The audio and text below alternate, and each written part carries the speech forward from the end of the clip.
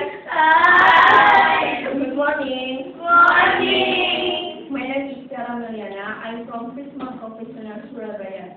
Today, I will give my opinion about English speaking, the importance of English for mastery in the future. Well, English is very important because English is international language. All the countries should use the English to facilitate cooperation with other countries. So now, Indonesia has interest the MIA or Masyarakat Ekonomi ASEAN. All foreigners will go to Indonesia and live easily to get a job in Indonesia because they can speak English. And how will people in Indonesia can speak English? Medical employment and how the step for confront about it.